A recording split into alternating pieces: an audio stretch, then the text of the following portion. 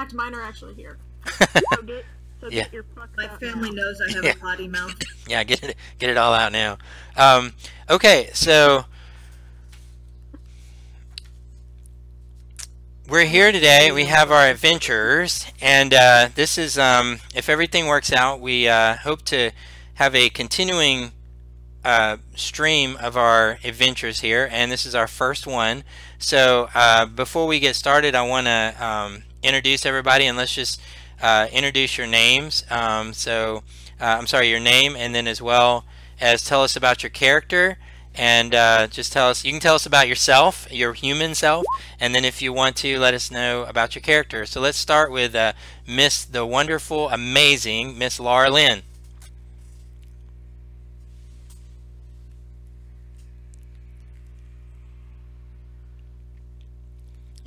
Laura's muted. I can't hear you, Laura. Oh, good lord! I'm talking. And Hey, let me start over again since I. All the nat ones. Yeah. Okay. Thank you for joining tonight. We hope you enjoy our stream. We also hope that this is just one of many to come. And real quickly, we're gonna go through and let our players introduce their self as a person as well as a character they're going to be playing. And tonight we're going to start with Miss Wonderful Laura Lynn. Hi, I'm Laura Lynn. Hey, Laura. I am. Hi, can you hear me now? I can hear you now. Yeah. Perfect. I turned off push to talk, so now I'm just talking. So I apologize if you hear my dog barking. I'll introduce him to you if he comes in the room. Awesome. But my character's name is Sky Britt. She is a female human paladin of Soon. Little bit about her. She was born in the city of Nesme. She's the fourth child of 6 in her family. All of her siblings in order are oldest brother Alistair, then Brian, then Maddox, Sky, that's me, Asher, and Isla. The Britt children, they were all raised in a loving home, cared for by their parents, Duncan and Adelaide. We were a relatively wealthy family, holding a minor noble position in our town. Sky always found it easy to make friends, loved being around people, really wants to be remarkable like the rest of the folks in her family. As a youth, she noticed and was troubled by all of the darkness that she could see in the small village. A plague hit the village and actually claimed the life of her older brother Maddox. So she saw poverty, she saw famine, raiders, really any manner of despair coming through, and what she noticed was the only thing that brought the people out was a light in art, beauty, love, and passion, and that's why she decided to follow Soon and become a paladin of Soon to spread the light to the ever-darkening world outside of her hometown. Awesome. That's Sky. And next up we have the lovely Miss Holly. Hello. Hello. I'm going to be playing Elevara. She is a wood elf archer fighter. She grew up in Waterdeep. However, like when she was a child, she grew up in a small village that was overrun by bandits and highwaymen, and they tried to get help with like the city guard, and they didn't get any help. So her family moved to Waterdeep, and her mother kind of had a hard time raising her and her younger brother. And her younger brother fell into trouble with the law, and he ended up getting himself killed. And my character decided to help her brother's friend, who was Chris's character, Wendell. And my character kind of lives on the border between the law and the underworld. She's a bounty hunter, so she kind of takes the law in her own hands. But recently, she decided to help out Wendell and trying to get his life back in order. So she's that's her current reason for adventuring. Awesome. Well, let's go then next to Miss Sarah.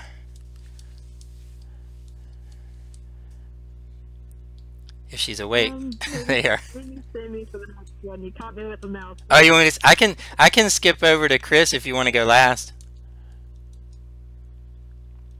Yeah, go ahead, because you caught me with a mouthful. Well, I was thinking maybe Chris should go after Holly, but well, yeah. So we'll go to Chris now. All right, it's my turn. Yes, sir. I don't really know what to say about myself. I'm Wendell Honeypot. I get suspicious if people ask too many questions. What do you want to know about my parents? I know who they were. They had me on a boat, and I was born on a ship. I've got six younger ones: Georgina, Harold, Pearl, Oswald, Penny, and Elaine, each one to a litter. Let's see. I've had a pretty bad past. Used to be a business owner, but I've turned to other opportunities when someone ruined my business, burned it down to the ground. So I'll get back to that at some other point in time. But what else have I got here? It might seem like I'm reading this, but I just have a really bad memory. Oh, yeah. I spent time working as an apothecary. Made a bit of money from that. Fell in love with a girl from the Thieves Guild. She's a little bit more trouble than she's probably worth, so I maintain a distance. But I try to see her on occasion, for reasons. But right now, I'm trying to make some money on the side. Maybe I can build my business back someday. Maybe get back at the person who burned it down, if I can find out who did it. So I've turned from a life of a shopkeeper to a life of an adventurer. Awesome. Marie, can you tell us about your character and about yourself as well? Yeah, I'm Marie. My character is a dragonborn cleric of Tamara. He stands about 7 feet tall, about 300 pounds. Really small guy. And his instead of skin, he has like very faintly gleaming copper scales, and his eyes are gold. Wears scale mail, carries a warhammer and a shield. And if you look closely, you can see that he has some sort of rank or insignia affixed to his armor. Awesome. Okay, that's so that's all I got on an hour's notice. yeah, fair enough. You mean that's all you got with weeks and weeks of preparation and extreme professionalism? Yes, because I'm terrible at this game. Okay, Sarah. Now not last but not least, the famous Sarah. I'm not famous, and you know it. Well, maybe in D&D I am. Yeah. I am playing lovely little bard, little human, blonde hair, blue eyes, and no one really knows her name. They just call her Shadow. That's what I got on a 30-minute notice. Excellent. You can't. Other than the fact that she's a dual-wielding bard that everyone calls Shadow, that's about all I got for a 30-minute notice. That's about all she's willing to share at this time. Okay, so our adventurers here, Sky Brit, Elevara, Shadow, Ren Honeypot, Brenlin. They've adventured for a while together, and they're kind of tired. It's definitely late, and they've had a long travel. And you guys come across the town that you can recognize it because the signs kind of show it here, and you see that you're coming upon this town of Oakhurst, and you guys are definitely tired and worn down. As you enter into this town, you can see there's, it's later in the evening. but not so late that there's not some activity going on. You can see what you'd see is like a village hall. You can see a general store, but the store is actually closed down. It would almost be kind of like as if it just closed down, like within the last 30 minutes or so. You guys notice a shrine. You can see what you make out to be the jail. You can see a shop, but it's kind of closed down for the evening. It looks to be what y'all would know, probably like a blacksmith shop. But one of the things that catches your eye that seems to have a little bit of lively activity at this hour, you see an inn and a tavern right down the road. So as you guys come in, this is what you guys see.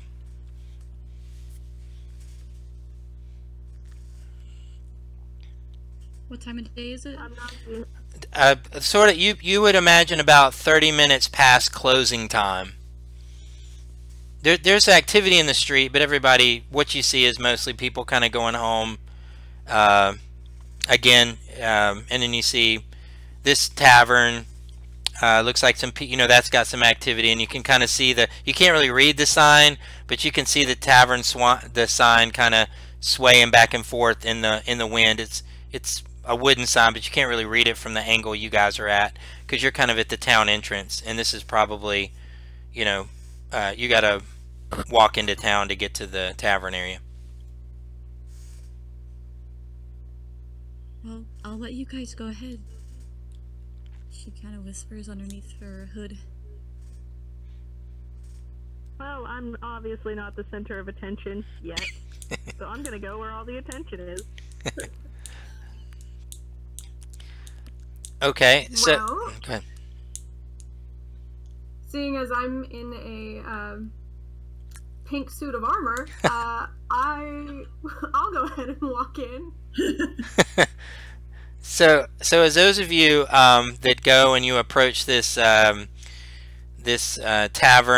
and inn, you see the sign on it that's kind of swaying. You see it's kind of sort of cracked wood, but intricately carved in there. You can see it looks like a kind of a fierce boar head carved in the wood. It definitely looks old. It's kind of cracked, and it actually says across the top, it says Old Boar Inn, and you see this, you see it's definitely kind of lively. People are coming to get their drinks and things like that. So anybody not going into the inn? Is everybody going in, or anybody staying out? I'm Gremlin's going in. I'm practically already in. So as you guys come in, yeah, definitely one of the things as you come into this bar here, one of the things the bard would notice is there's definitely a lot of laughing and talking, end of the day. You can just see all these characters around enjoying their drinks. You get the impression this is end of the day for these guys, and they're just wanting to wind down. But our bard notices that that there's absolutely no music in this place. Definitely laughter and talking. There's no music, and you see off to the corner an empty stage that kind of stands up, probably about 2 feet off the ground, and kind of next to where the bar itself is. Off to the corner, you can see this stage there. You guys also notice as you look, there's a table, and at the table it actually seats about 8 people. Currently there actually are 7 sitting there, and about the time you guys walk in, you see this group stand up. You see them patting each other on the shoulder, giving gestures and things like that, and they actually all exit, and now this table is left open there. I rush in as much as I can in a suit of armor and claim the table. Yeah, mine. Yeah, stake your claim. So In a super positive, really nice way. Real dice or roll 20. yeah, exactly. Any any? So, is everybody sitting down, or what do you guys want to do? I'll take a Roll seat. dice or roll 20. Yeah. I'll I'm grab good. a I'm seat good. and- I'll order for everybody. Well, I was gonna get a drink, but if she's paying, I'll take hers. Absolutely. Okay. So, so as you, yeah. I've heard I got the next round from him. So as you guys sit down, you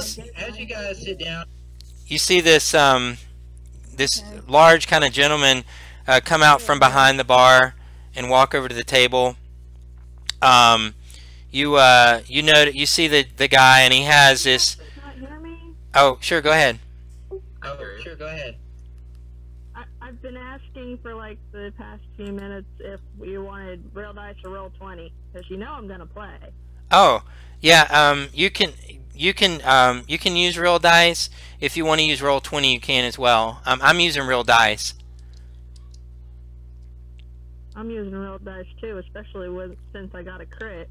Yeah, exactly. I gotta love my dice. Yeah, So try. go for it. We'll try to keep it as traditional to the table as we can. What were you rolling for? Performance. Oh, I didn't hear you say you went up there. I was kind of hoping you would. Yeah, so you see Shadow comes up to this platform and describe to us this amazing thing that you do that captures everyone's love and attention. Because obviously it's going to capture everyone's love and attention because crit. So as you pop up on the stage, what do you do? I'm going to do some sword dancing. I'm going to do some sword dancing before I pull out my viol and start playing a jaunty little tune to pick up people's spirit. Awesome. Yeah, as you do this, it's like the whole place just kind of totally comes alive. They all just you've definitely won the hearts and souls of everyone in the place. And as you do this, the bartender he definitely notices that you're with this group that just came in, and he walks up to the stage, but not interrupting what you're doing, and he says, "Ah, lass, what can I get for you?" And he offers you a drink, and he says, "On the house for you and your friends."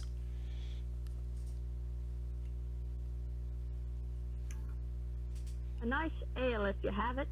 You'll have the best that I have. And as he says that, he actually walks over to the table and looks at you guys, and he says, "Ah, my last musician that I had in this place, he went off on a crazy adventure. There some rumors of a sunken citadel, something tavern, temple, all these adventures. They never come back. Man, it's been great. I haven't heard music in this place in so long. On the house, friends, what can I get for you?" And he looks around the table to see what you guys would like. It's on the house. Another one of what I'm already drinking, please. Absolutely. Ale for everyone. Do you have pink lemonade? And he looks at you and he says, I'm not sure. Pink lemonade. What makes that?" Lemons, water, sugar, and then pink. And he sits down, and he says to you, "You know, for you, any group that brings music into this place, I'll make that happen for you." And so everyone else having ale, and he looks around to see if anybody else wants a cocktail of some kind. Are we doing ale or cocktails tonight? Whatever you want. Everybody else having ale? Liquid marijuana. He looks at you a little bit confused, not really knowing what that is. So Michael, you might be able to brew that, right? You're a herbalist. yeah. So he Sweet and sour, blue curacao, 3 different kinds of rum. Yeah. So again, as you see this guy here, you guys notice he's very brawny. His arms are kind of short. He's not a dwarf, but he's short. His neck is kind of short. He's definitely looks strong. And you got kind of looks like a T-Rex. not a T-Rex, not this time. That'd be the other adventure. Yeah, I'll have to describe him a little bit better so we don't go into that. But anyways, you guys notice that he has definitely very dark hair, not black, but definitely about as dark as you can go from brown before before it's hitting black, basically. So very dark brown hair. You notice he has very dark hazel eyes. And you see as he walks to the back, he's back there for a couple of minutes, and then you see him come out from the back, and he goes to the bar, but he doesn't have any drinks with him. And it's about this time that you guys see a little girl. You guys would assess about 6 to 7 years old, and she's carrying this tray, and on the tray you guys see several flagons of ale, and you notice one that looks a little bit different than the others, and she's carrying this, and you guys notice that as she's walking, you can tell that she's walking with a limp. So as this little girl is going, you guys you can see that she's being very careful and meticulous to not spill a drop, and she's kind of looking down. She's not really looking at y'all. She's looking down, and she's kind of slowly approaching the table. And as she gets to the table, she looks up at you guys, and she kind of has like this. You can tell that she's kind of sickly looking, but you can tell in her expression that she's proud of herself. You guys notice that she has very curly blonde hair, like golden blonde hair, and the most beautiful blue eyes that you guys have ever seen. And so now she's standing before you, and she looks up, and she's definitely proud of herself for not spilling any, and she reaches up to you for you to grab. She actually goes to Laura Lynn first, and you can notice the flagon of ale that looks different. You can see this one has a pink hue to the liquid that's inside, and she kind of holds that up to you, and she's like, "Your drinks."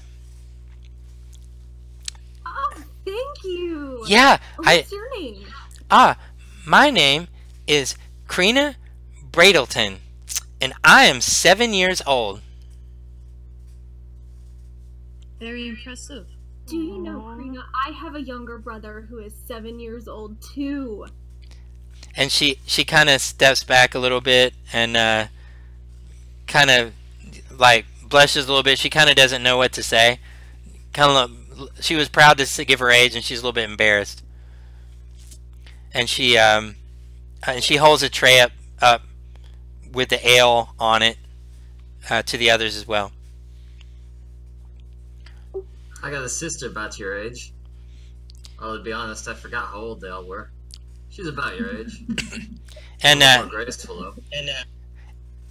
And she kind of brushes her, as you're saying that, her hair kind of because her hair is kind of down to her shoulder, very curly, again golden, and you can see it's kind of getting a little bit in her eyes, and she's holding this tray up to you as you're telling her about her sister, or your sister, and she's smiling as you say that, handing you the tray so you can get your ale.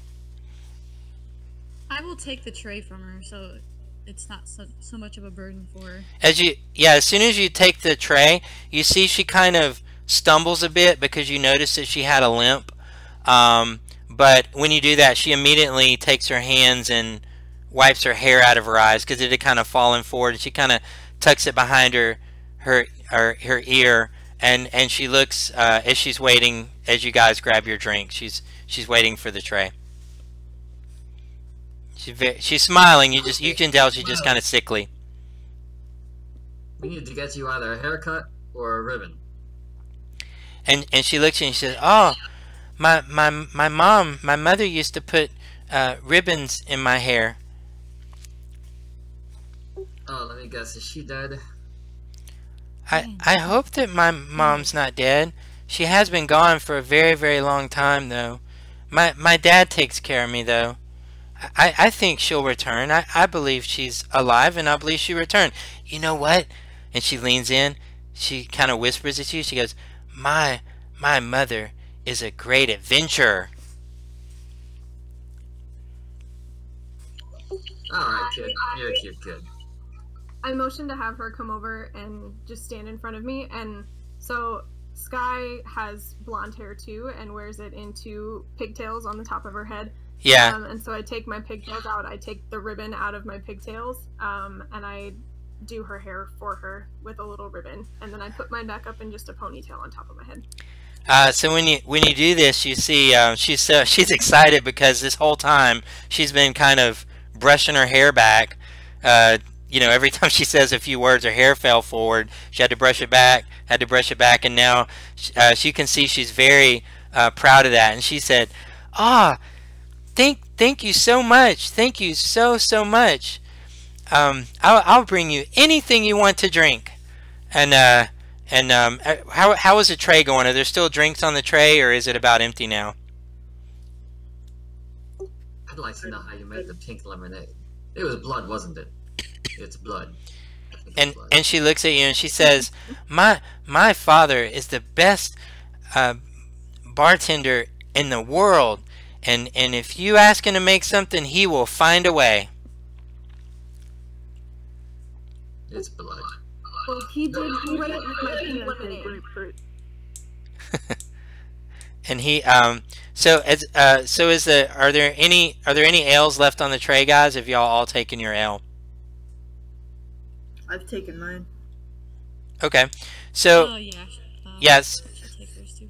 So with the tray being empty now, she reaches up and she grabs the tray and she again, you can tell she's smiling, but she's sickly, you know, and she kind of gives Skybrit an extra smile, as she, you know, for whatever she can muster up, and she scurries back to the kitchen area, and you guys notice as she's going back, she kind of she doesn't fall, but you can see that she's tripping every so many couple of steps, trying to balance this tray. And what's her name again? Krina Bradleton. Alright, I want to test a die roll on here, so... Sure. Hey, Krina, before you vanish, come here, I think there was something behind your ear.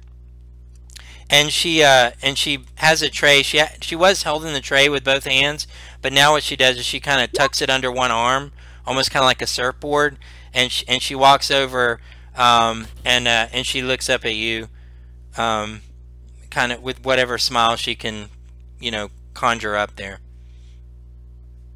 And she's staring at you. Sleight of hand check, which turned out phenomenal. I'm gonna pull a silver coin out from behind her ear.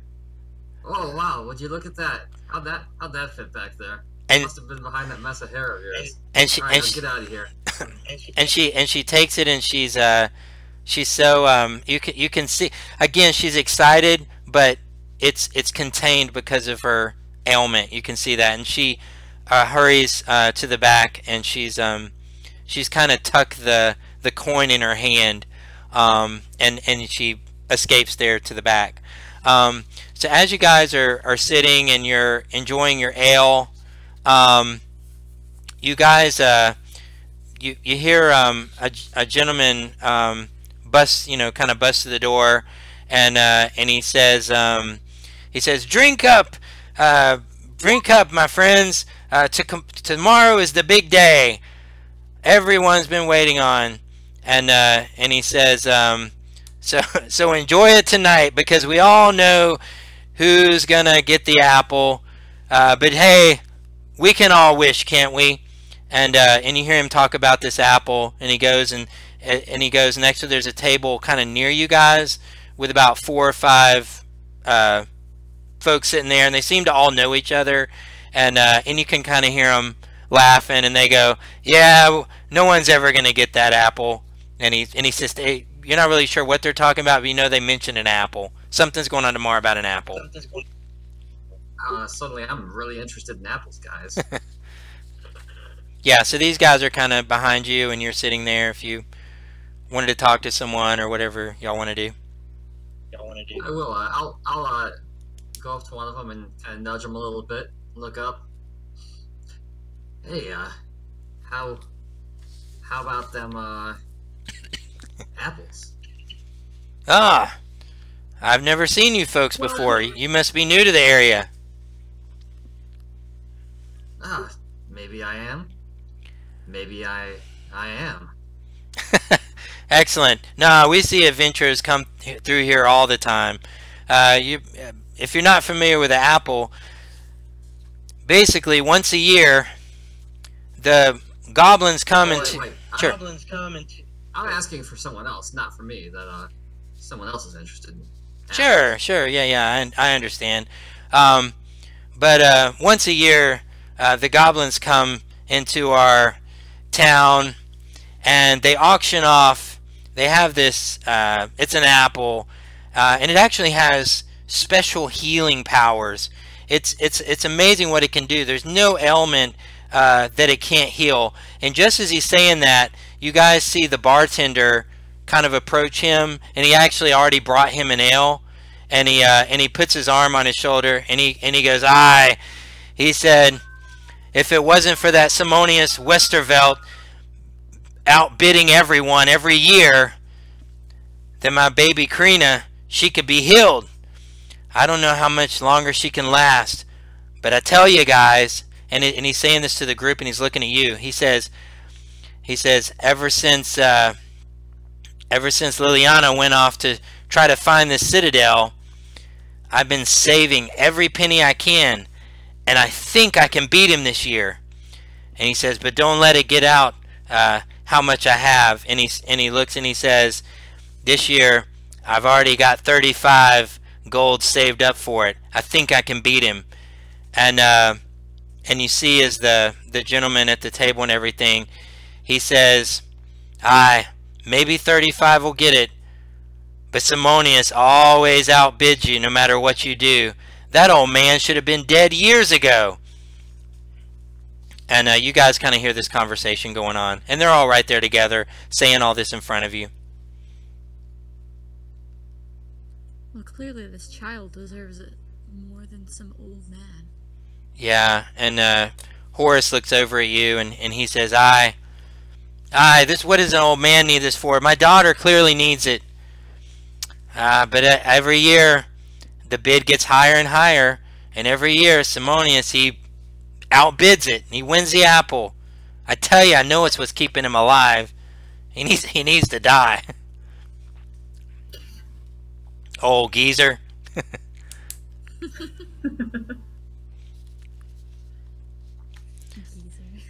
Yeah.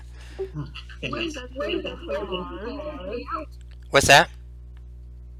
Where does this old geezer hang out, reside?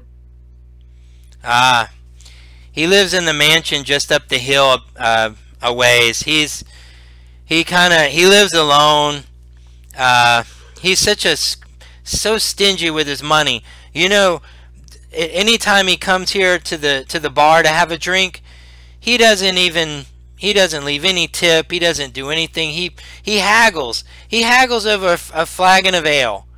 How much do I really make? And he gives me a hard time about this. He haggles until he gets it at half price, or he won't buy anything. But I've got to keep the store alive. I gotta sell my ale. And none of these other guys give me any problems.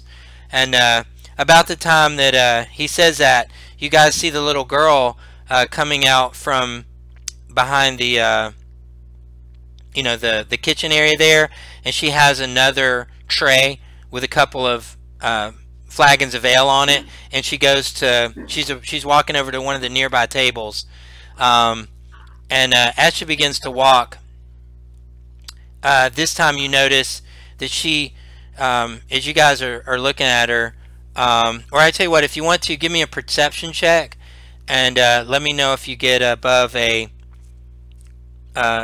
15 or above. If y'all can roll me a perception check.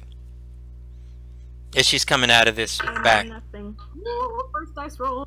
Rolled a 17 plus 3, so 20 total. Okay. Anybody get... That was for Brendan. Okay. Anybody get less than a 14? 14 or less?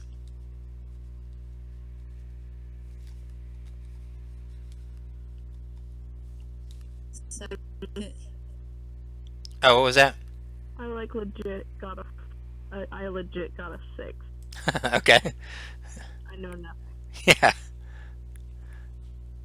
Okay, so everyone... I'm busy with my performance. Yeah, exactly. You're like, I rock... got a 17.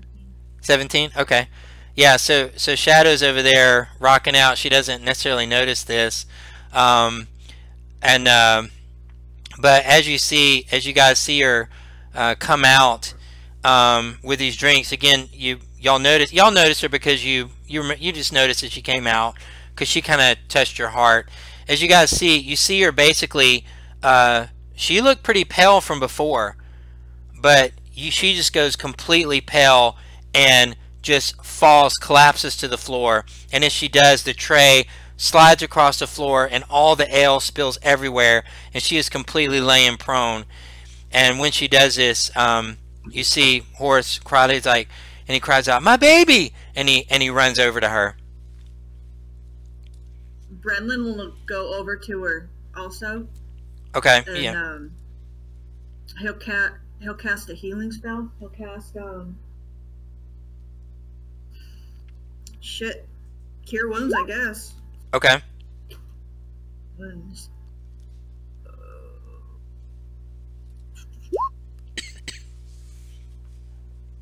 Yeah, the moment I notice her laying on the floor, I'll totally go over there.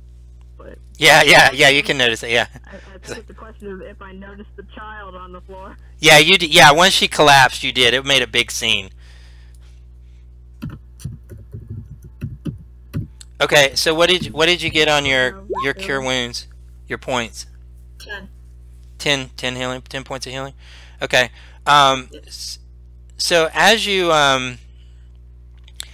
cast cure wounds on her, you know that being an adventurers, that your spell is significantly more effective than what it seems to be happening here.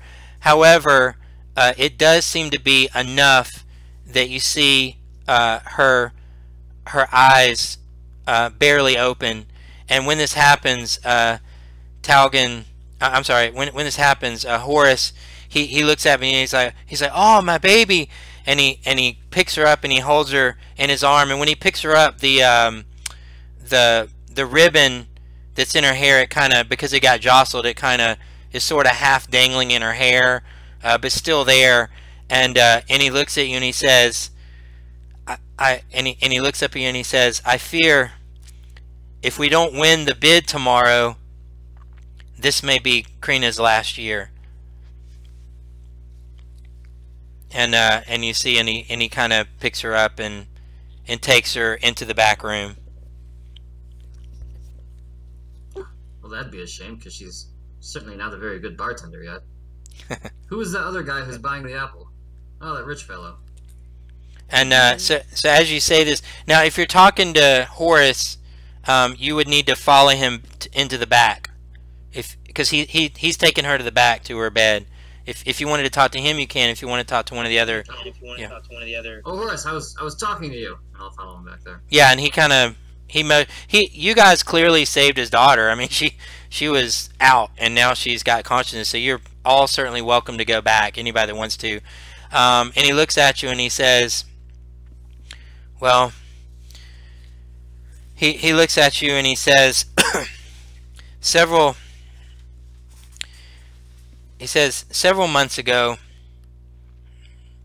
Krina's mother, Liliana, she used to be an adventurer. I don't even know why she settled for me. She lived her whole life adventuring, and And I don't know what she saw in me, but I guess she just wanted to settle down and have a normal life and take care of our beautiful girl here. But every year, Simonius Westerveld, he wins the bid. No matter what anybody auctions, he always auctions just enough more to get that apple. And I know it has healing powers. And these goblins, they come from off in this old temple that's buried underneath. Some people say it's a rumor. Some people say it's real. I don't know, but Liliana, she teamed up with a couple of her old adventuring buddies. It's actually they're actually kind of noble in the area. It's Talgan Holkery and his sister Sharwin Holkery. She teamed up with them, kind of like the old days, and she went off several months ago to try to find where these goblins are getting these apples, in hope of maybe getting one for our daughter. But alas, she didn't return. I don't know if she's dead or alive. I'm not an adventurer. I can't leave Krina here. So I've been doing everything I can. I save every penny I can to try to make enough to win the bid tomorrow. Well, it sounds like the best you can do. This Simonius has been winning the bid every year. Well, I'm sure if he wins this year, maybe you can just save up enough to purchase it from him. Well, I mean, Simonius is about 110 years old right now, and I know what he's doing. Every time he comes, he's so old and frail, and I guess this apple, it gives him another year of life. I mean, by any accounts, he should be dead a long time ago. And I know it's what's keeping him alive. I don't want you to think I'm a morbid person for saying he needs to die, but it's not natural. He shouldn't be, he's lived his life, But I don't know. So far, he's never bid above 35, and I've saved up 35 gold, so I think I have a real chance this year to beat him out. I'm sure he wouldn't sell it. My guess is if he doesn't eat the apple, he will finally die. I have a question for you. Yeah. Elevara will peek her head around the corner. How long ago did your wife disappear? Do you know anything about the lands where she ventured to? Yeah, she went out to find this sunken citadel, this temple. They assess that this is where the goblins are getting these apples. Maybe they're right, maybe they're wrong. I really don't know. When she discovered this information, she kind of left in a hurry. I know that she teamed up with her old adventuring buddies, but she hasn't come back and they haven't come back. I guess I'm not sure if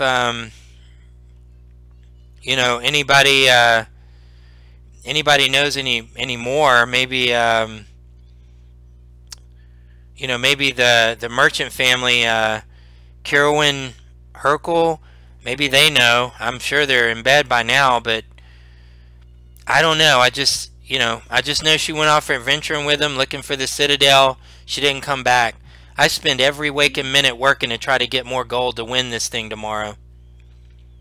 How long has she been away then? Sorry. About, I would say, 6 months. Oh. I mean, she's an adventurer. She can survive in the wild. It doesn't sound good, friend. I wouldn't get your hopes up. I know. I keep hope in my eye, really, for Krina. She breaks my heart every time she tries so hard, and I can see how frail she's getting.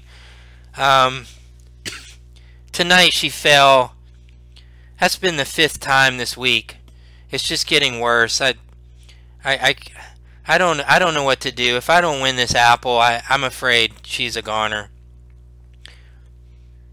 Well, that's unfortunate. I'll see what I can do. I'll tell you what. If I can't find some way to help, I'll do you a favor, and I'll make you a little crutch.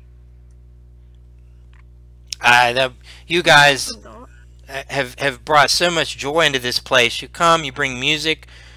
My baby falls. I'm not sure what you did, but you know, she's here, she's breathing. I thought she was dead. The way when I first approached her, I thought she was dead. I thought it was over. I don't even know how to thank you guys enough. And he says at the auction, he said, obviously the drink and the food, you guys can have your fill of it on the house. And of course, I can see you're tired. I have great rooms available. It's yours for the lodging for the evening. Really? Say, how much gold did you have saved up? Well, I saved up 35, and I think tonight I'm probably going to be able to add another 5 to that. What I have hopes for is he's never gone above 35, but he has always outbid anybody that's bid. The thing is, we're a poor town. So 35 gold to our town is more than like the whole town has.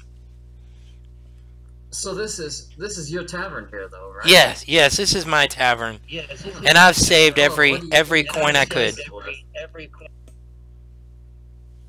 If you were to say, oh, well, I'm listening. Sorry, I said it like 5 times. Why don't we stay for the auction? That adds a good 40 gold that he can use by me. And we can try and save the little girl first, and then we can go look for his wife. And he looks at you. As you say this, and he literally, he's a big, strong, brawny guy, but you have brought him to just like weeping tears. And when he says this, he pulls out a sack, and it has gold, and he puts it in your hand, and he gives you the gold that he has. When you make this offer, he gives you the gold he has. Well, my traveling companions, I don't see how we're going to be in business too long with this level of generosity. I mean, I'm just saying, we have to make some money somehow or another. Yeah. I mean, little old me has a business to rebuild now, and I was having some other ideas. Let's don't get too hasty. So my thoughts were not yours. You can calm down, little one.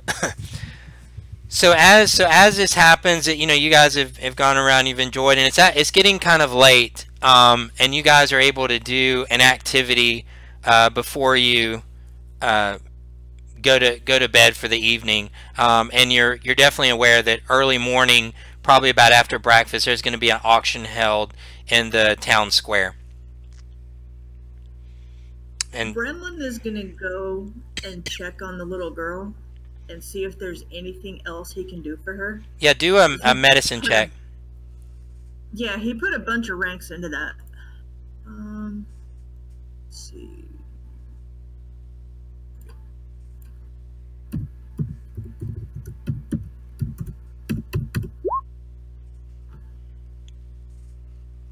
You got, yeah, you may have to tell me because I don't have Roll20 up.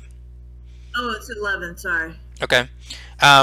So yeah, with that, you definitely can tell that she is on death's door. His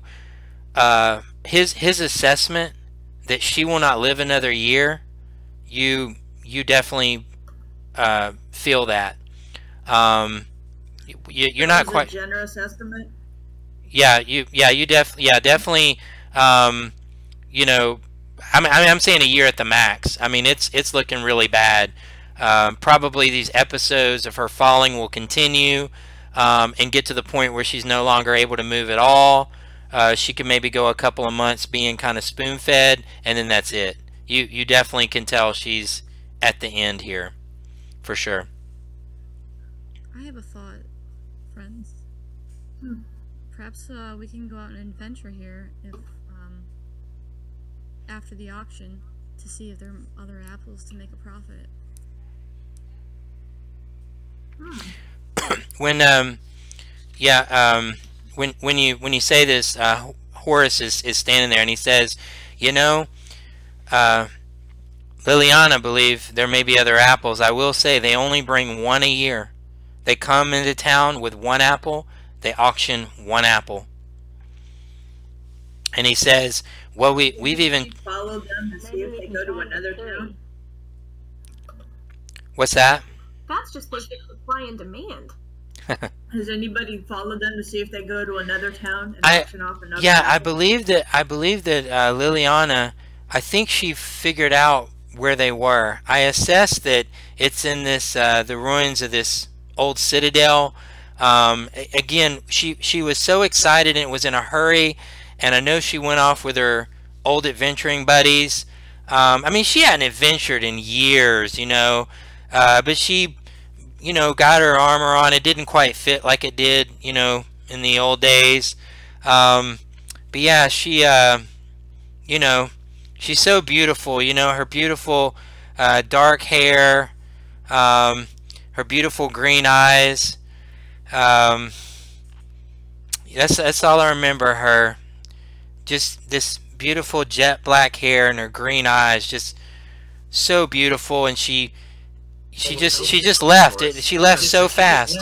She left so fast. I hate to tell you this, Horace, but the outlook. I'm shaking the magic 8-ball here, and it says grim. I understand. I keep my hope for Krina, honestly. I understand. I know. I'll do anything for her. I hope that we could win that bid tomorrow. I think it's our only chance. And Well, let's see how it goes. And if anything, we can go and investigate these ruins. yeah. I was thinking he could just give us all the gold he has, and we could get the apple. He did. He handed One it. means or another. When you guys when she made that offer, he handed her. He had tears in his eyes, and he handed her his entire sack of gold. Yeah, but I don't think that gold's going to win the auction. And he looks and he says it has to. It might coupled with mine. And he looks, and when you say that, he says, "I." He's never gone above 35. Why don't we get a room for the night and discuss our options? Absolutely, the rooms are open to you. Good idea. You are family in this inn. You are family in this inn. Alright, I'm gonna go up to the room. You guys up there? Yeah. Alright, everyone. I have a serious... I don't really understand me. You will be doing the bidding. I'm just holding the coin. Oh, I have a serious reservation about this entire situation. I have no intention of giving away any of those coins to any goblin. Well, Rendell, I have an idea. How are we to profit in What this? you think I didn't about come. me giving away my gold? I didn't leave town on a charity. Wendell, use your skills. Go to the geezer's house. So maybe we can convince him not to bid. You know, like you and my brother used to do in the streets. I mean, I don't know how much coin you all have left in your coffers, but if I'm doing charity work like this, I'll be starving to death myself in a 10 day. No one's asking you to give up coins, so why are you speaking? Well, you're considering spending all the coin that he gave, plus your own, which leaves me a net profit of -1 silver that I put behind her ear. On the plus side, that was a very sweet You know gesture, you are Wendell. right. On the minus side, my stomach will be growling tomorrow. Wendell, Oh, I give him a gold piece. Well, that's 100% more than what I currently have. There you go. You've had a good day. I know, I do feel better about everything. why don't we have a talk with this, I forget his 10 name. times the what old you man. had, too. The Horace is the bartender, or the inn owner. Sorry about the little noisy one in the background. Oh, no problem. The old gentleman is Simonius Westervelt. He's the one they talked about, that he's an old guy that's kind of lived well beyond his years. And he's the one that always has the money. Again, if I didn't explain it clearly enough, in this town, an offering of 30 gold is kind of like all the gold of the town. So for this bartender to be able to have saved up that he would have had to work like practically 24 hours a day constantly, saving every single penny to get that kind of money. It's a lot of money to this town. Basically, if the whole town puts their wealth together, they're barely offering 30. And so this last time, this guy won with 35, and no one in the town was able to get the apple. He's an incredibly irresponsible man to just give you a year's worth of his earnings. Well, he believed that you guys were sincere about helping to win the apple for his daughter. I mean, she mentioned that basically for that, it's like she offered to add the entire village's worth of gold on top of his 35. Well, a fool and his money are soon parted, but I'd hate for him to not get anything for it. Why don't we do what we can then? Yeah. Why don't we buy it for like 10 gold and keep the rest? Oh, stop. So Well, as long as you keep your sticky little fingers off of it, I think we'll be fine. so let me run through real quick our list, and you let me know any activity you're doing tonight. So Skybrit, what are you doing to close out your evening? Or are you going anywhere? Or it's okay. I'm just kind of see what you guys are doing.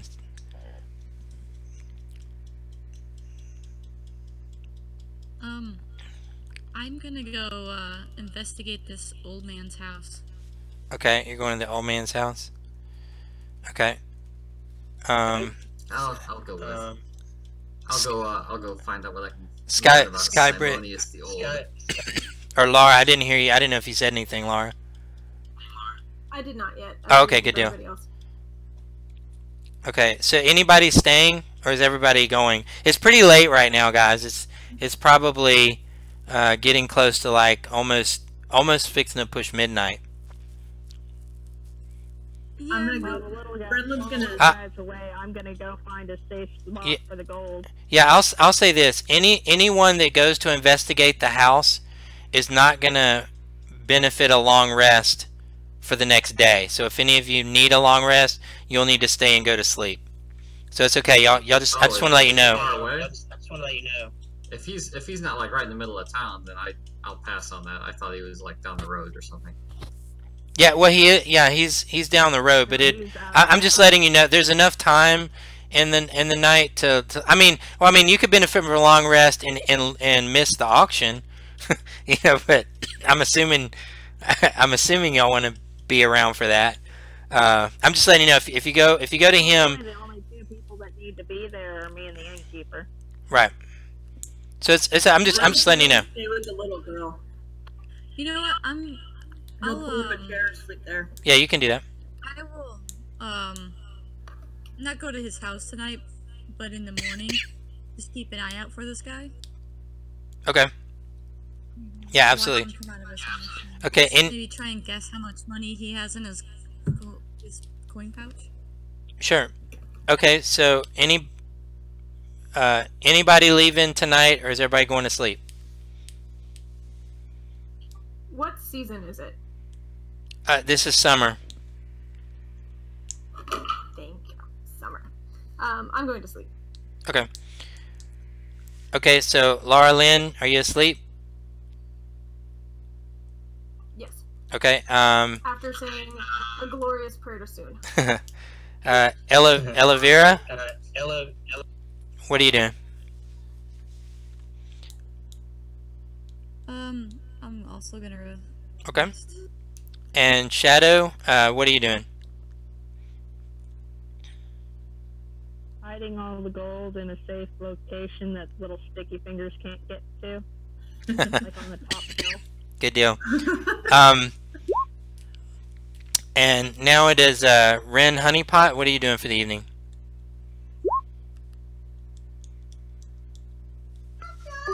Wendell's gonna go to Simonius' house and hide in the bush.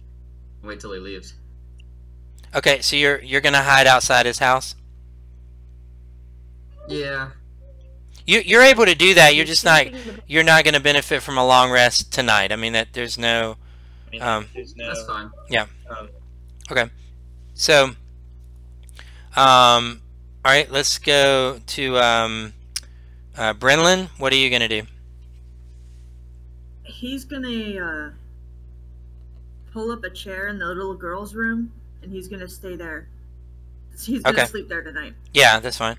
Okay, so, so as you, so the only one that's going out here is a Ren Honeypot. So you're going out to kind of stalk the house and wait for him to come out, or are you going in the house? Oh, has he left? What time did he leave? No, if you wanted to make it up to his house, you could.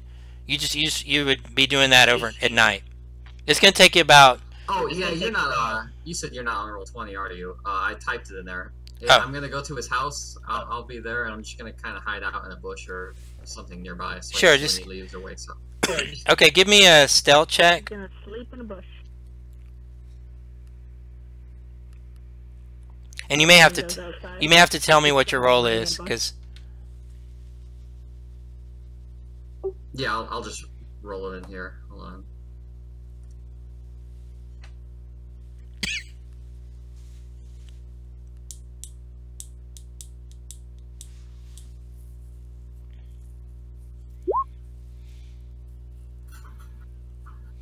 Glorious. I got a 10.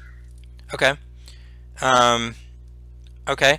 And so you're kind of there, and the night, it kind of goes to the night, and now it's kind of early morning, and you guys that are around the inn, who is laying right next to Karina Bradleton? Who was laying right next to her?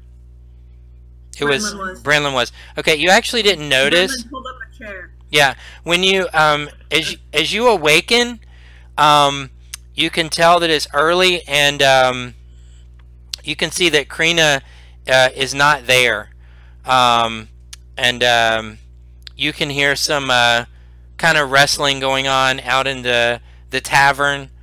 You just hear some noise there, and as all of you are sort of waking up about now, but let's go ahead and let Brenlin, you can have your first action here. Yeah, he's gonna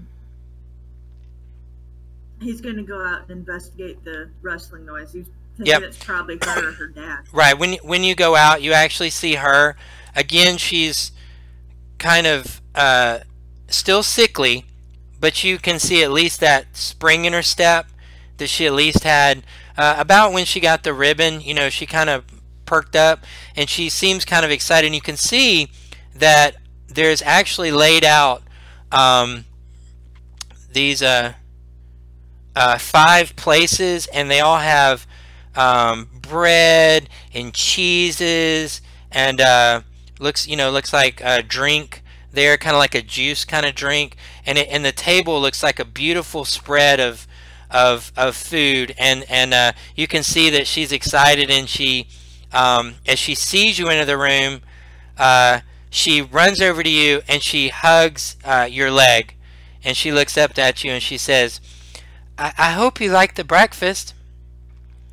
And she's holding on your leg right now, looking up at you. And I pick her up, and I give her a hug, and I say, "Good morning, little one." And it looks absolutely delicious. Excellent. So as you do, yeah. I want to do another medicine check on her. Sure, go ahead. Let's see if anything. Total of 21. Okay, you notice that her ailment is something that you don't know, like you know in your practice you know ailments from all over. You know how to cure things from all over the world. This, whatever she has, is something you've never heard of. You can assess that your cure wounds seems to basically only have a limiting effect to sort of, to put it in our world, it's like kind of jump starting somebody's heart, kind of thing like that. It's not, it doesn't necessarily feel like a permanent thing, but you do feel like it could, if she were to collapse, you feel like a cure wounds could buy her a little bit more time, and you assess that she has exactly, in her current conditions, you assess that she would live exactly 8 months from today. That she would die at 8 months. She's gone. She's not going to make a year. She's got 8 months from today, and you feel extremely knowledgeable that that's exactly how long she has. Is this a curse, or is it a magical disease, or can I tell that much? And that's what's kind of puzzling you, because it's as if you feel like a curse, a blight. It's something magical, but this is what you're kind of assessing. It's something of magical, but not enough for you to say this is magical. It's like a blight, but not enough for you to say it's a blight. It's like a disease, but not enough for you to say it's a disease. It's almost like a combination of all the things that you know, but not quite enough for you to say this is what it is, although you do know that this body has exactly 8 months from today to be alive, and you assess that, but you cannot make out what it is. Okay. It's something unknown to you. I'm going to give her another as gently as I can. Give her another hug and kiss her forehead and set her on her feet and make sure that she is absolutely steady as she can be before I let go. Yeah, absolutely. And she kind of balances herself there, and so as you set her down, you notice that in her hair the ribbon is still there. It's just kind of tangled a bit in her hair, and at this time, Skybrit, you awaken. And you're upstairs, so you don't necessarily know all of this is going on downstairs, but you awaken. Oh, I do my hair, and then I shine my pink armor, and I put it on, and then I go downstairs. And as you go downstairs, about the time you step downstairs, you see Brenlin set her down softly, and you can see that the ribbon is kind of tangled in her hair a bit, and her hair's kind of, frazzled. Beautiful curly golden blonde hair, beautiful blue eyes, but now it's got like the ribbon kind of tangled in there. I go and I start working on it to get the ribbon out and sort of smooth out her curls, and I give her a new hairdo for today. Not just a ponytail, awesome. But it's something new. An updo. You also, as you went down, you noticed the beautiful table setting with all the food. And as this happens, Elvira, you wake up.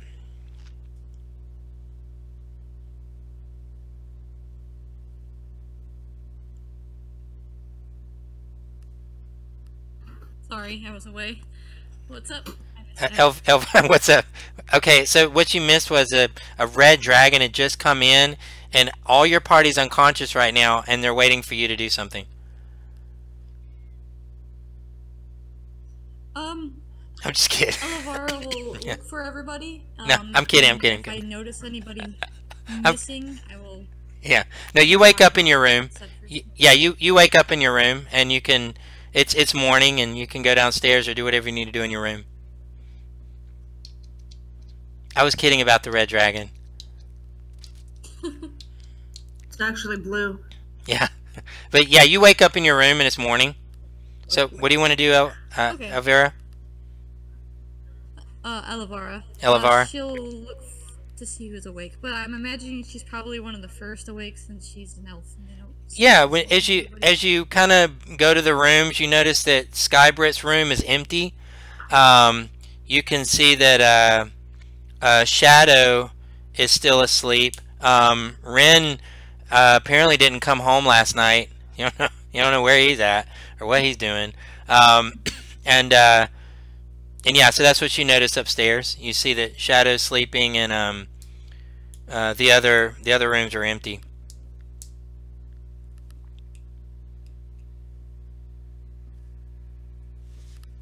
Oh, I need to say window instead of room. Sorry, somebody's being noisy. Oh, no problem. Okay, so what do you want? Do you want to go downstairs, or what do you want to do?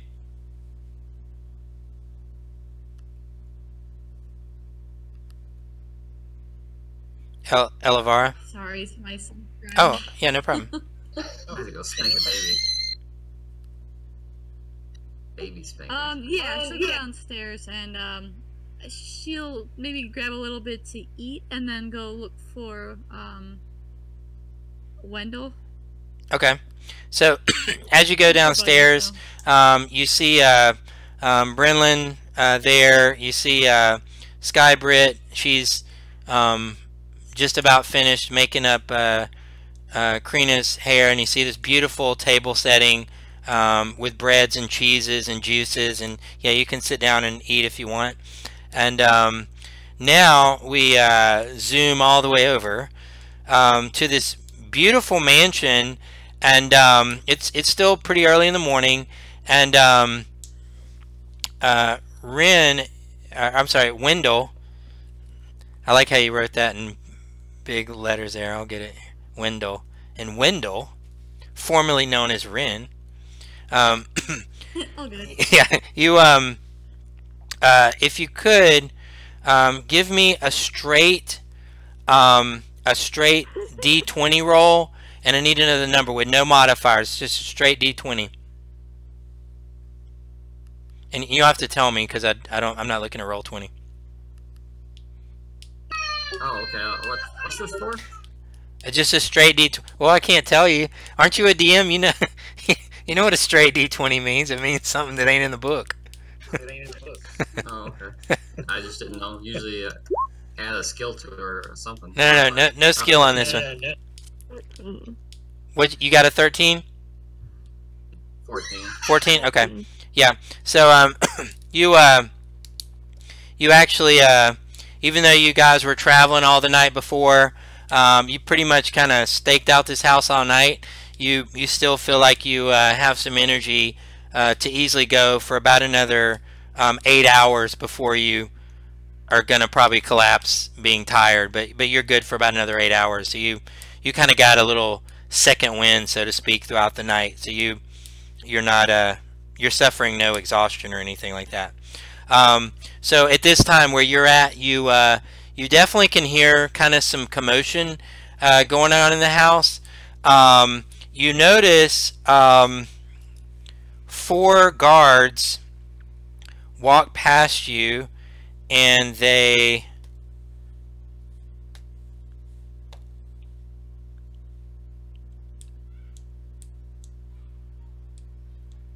three of the guards don't notice you, and they kind of go up to the door. One of the guards feels like he sees something. Can you give me another stealth check? Another one? Yeah. Yeah.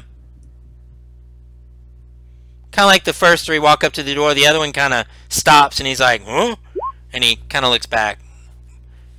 So what does he see? 17. 17? Yeah, so as he looks back, he thought he saw something, but he kind of glances right at you as if you think he sees you, but then he kind of, you know, straightens up his coat, and about that time you hear the door open, and you see this frail old gentleman, and he looks at the guard, and he goes, "Ah, about time. You should have been here hours ago. Come on in, gentlemen." And the guards go into his house with him. And the door shuts behind him. Now, I don't know if you now what time is this happening? This is dawn break. Y'all assess that the auction is probably going to be in about 2 hours from now. All right. Well, I guess after that, I'm gonna go spread a bunch of caltrops and bell bearings all over his front step. Okay. Okay.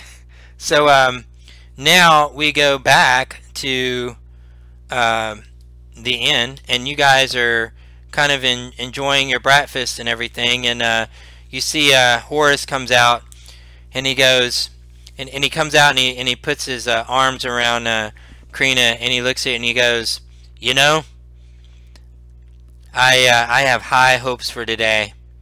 I have high hopes for today. I believe in you guys.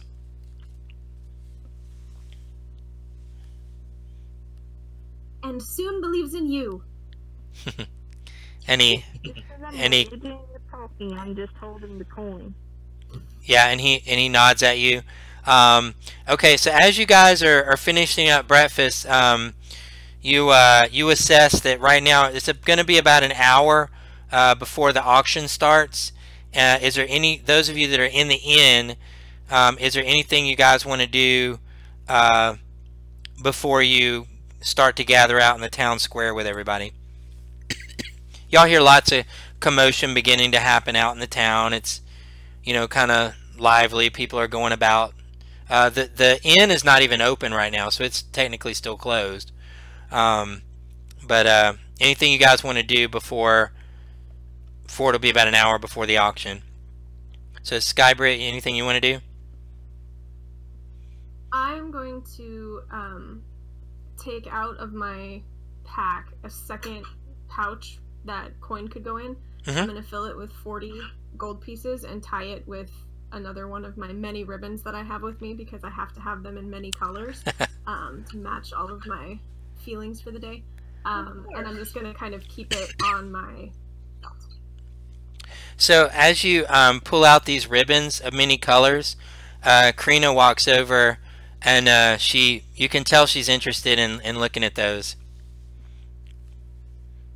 Do you have a favorite color? And she says, oh yes, my favorite color is green, like my mother's eyes. And I pull out one of my green ribbons, and I swap out the hair that I did before, and I put in the green ribbon instead.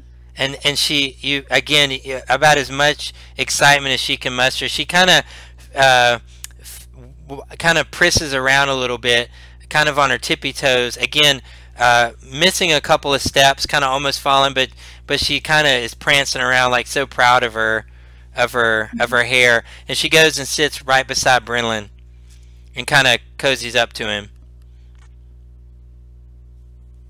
And he'll put his arm around her, give her a little side hug. And when she does that, she kind of lays her hair over in your shoulder there, or leans her head over to your shoulder. Elvira, what would you like to do? This is after breakfast. You got about an hour before the auction starts. Elvira will go out and scout the area. Okay. And sure. Just give me a perception check. Scope of everything. Yeah. Sure. Are you with me?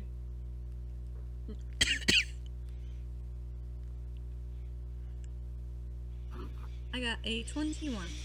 Okay, so with that, you kind of poke your head out. You can step outside of the inn if you want, and you see in the middle of the town square, you can see you didn't notice this before. I mean, clearly it probably put up overnight or something, but this stage, you can see several town guard around.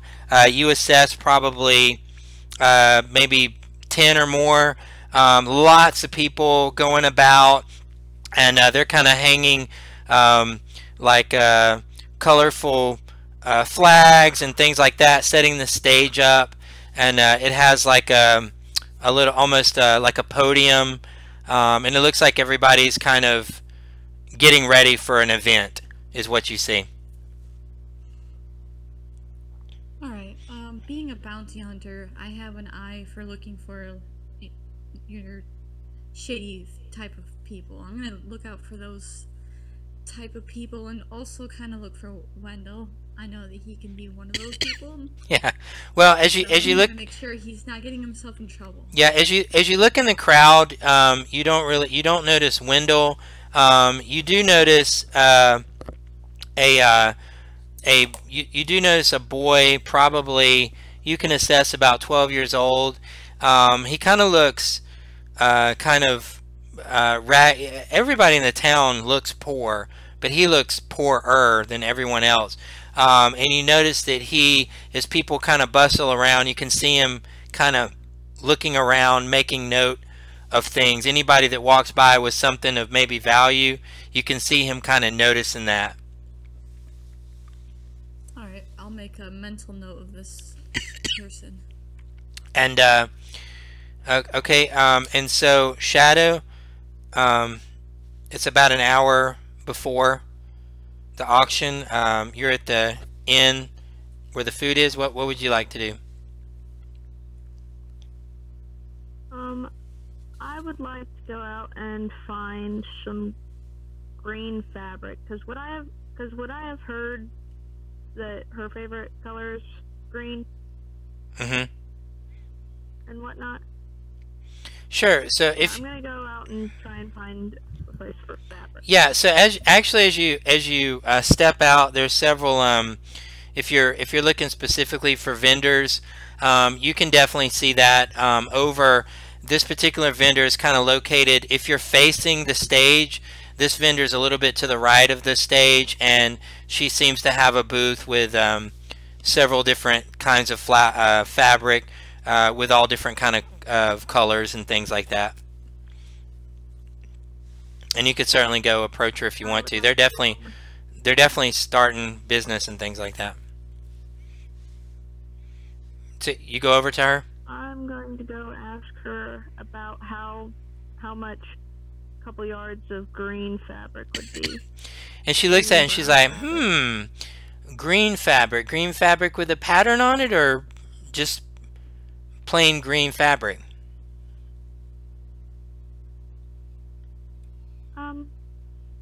What kind of patterns do you have?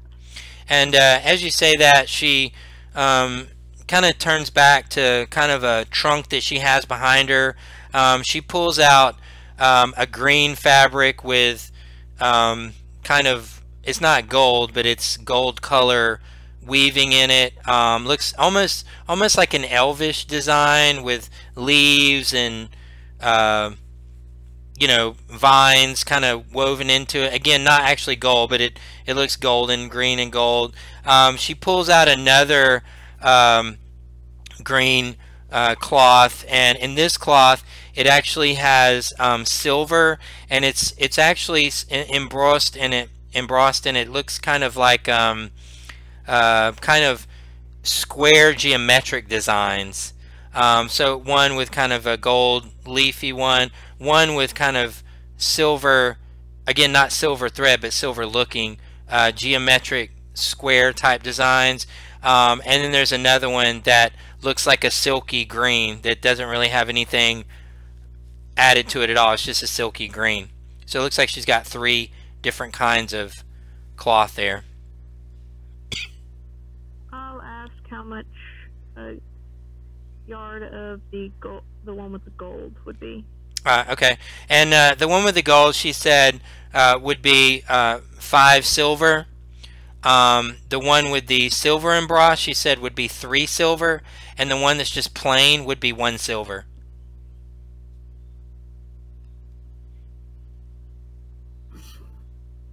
I will go ahead and purchase some of the green and gold. Okay, so as you purchase that from her, you can see she's so excited about this sale, and she definitely is very pleased, and she's thanking you, and she hands you the cloth, and you now have that. I'll also buy a needle and thread from her. Absolutely. She actually has at the front of her booth, there's sort of a basket, and it has these little kits, and she gives you one of those kits, and the kit is going to be 5 copper pieces. Okay. And then I will spend my hour sewing a new dress for the little girl. Okay, let's see. Like, I'm going to use my sword dancing skills to cut this fabric. Okay, so roll me. Yeah, roll me a let me see here. Let's get something good for this. Sleight of hand. Yeah, I'll give. You can. Yeah, I'll give you. I'll give you sleight of hand because of that. So give me a D20 at disadvantage to try to get it done within the hour. But you can add your sleight of hand.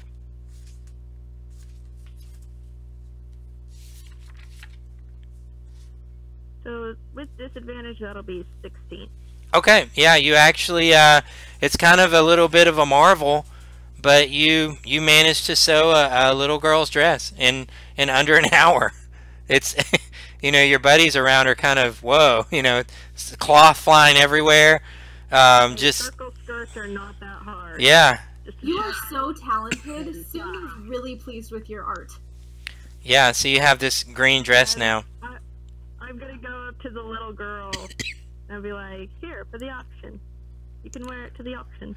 And she's so excited how it matches, and she runs. She takes the dress and she runs to the back. As she runs to the back, you guys see Horace come out, and he says, "Can I get you anything before we head out for today?" And he offers you anything you guys want before you head out.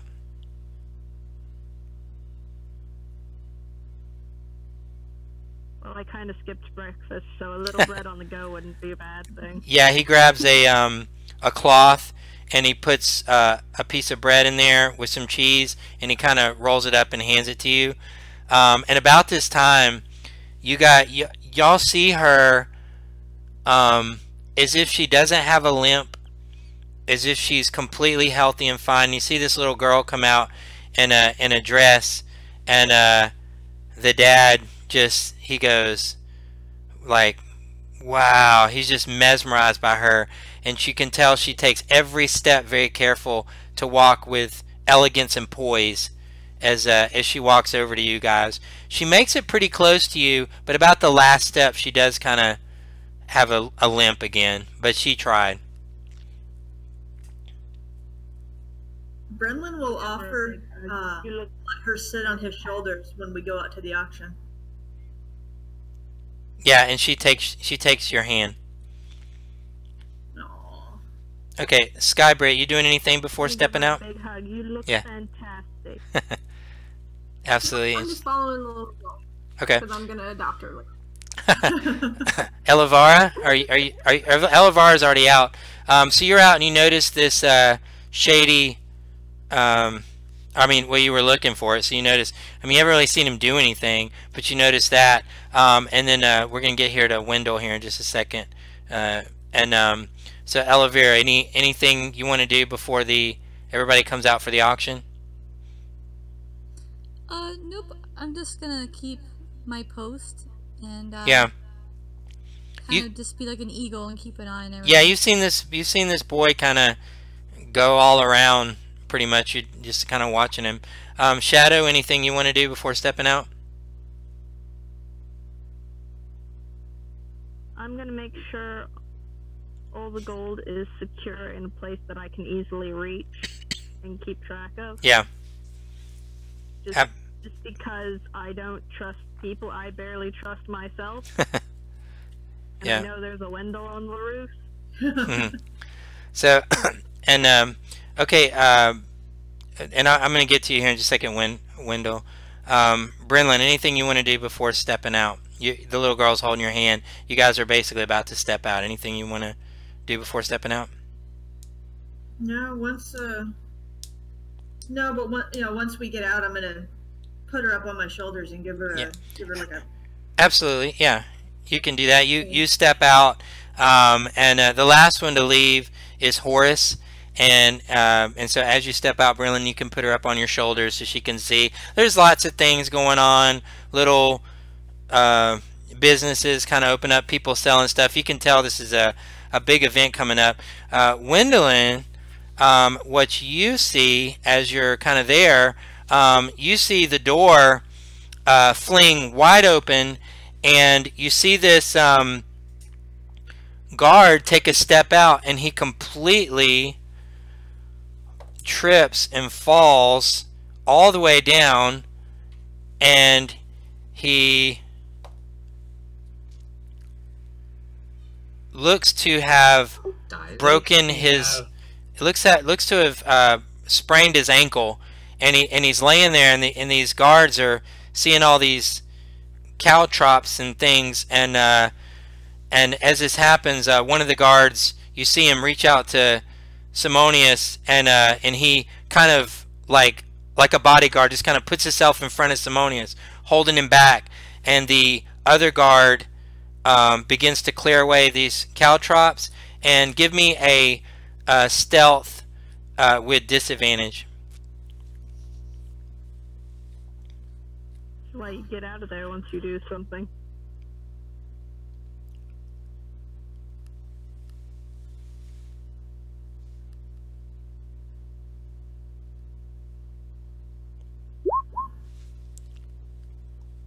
I gotta roll again. Yeah, and add your stealth modifier.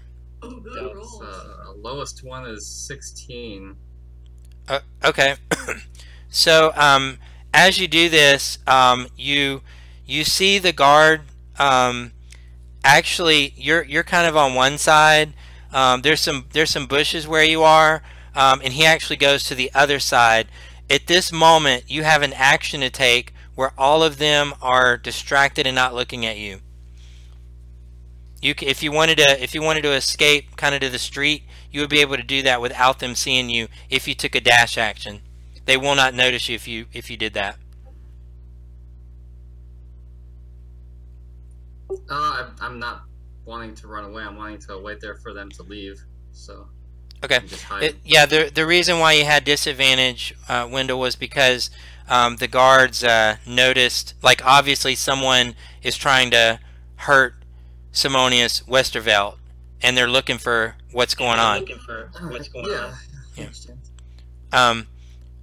Okay, so all right, so you're gonna stay there. Yes. Okay. Yep. All right. So okay. So at basically they managed to clear everything, and now the guard he's checked that side, and now he's going to check the side that you're on. So give me again another stealth at disadvantage.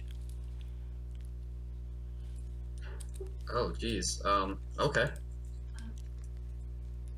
They're looking around. They're looking around to see who did this. Bad feeling about this. Me got the bad feeling about this. Roll 20 is never this nice to people. Run forward. He has a pretty high. My highest is 10. Okay. So about this time, kind of two things are happening here. One, you see two guards come up and aid the guy that fell and is in pain. So you see them kind of pick him up, and at this time, you see this guard point his spear towards you, and he goes, "You there! Come out of there!" Oh, hey. What's going on? And he looks. He says, "What are you doing here?" Taking a piss, if you don't mind. Okay, and roll a. Let's see, what is that? Persuasion? Description? No. Deception. Yeah, roll a deception check. He wasn't taking a piss there.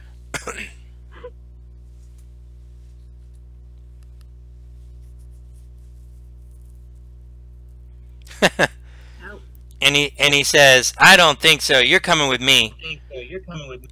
And so, 7.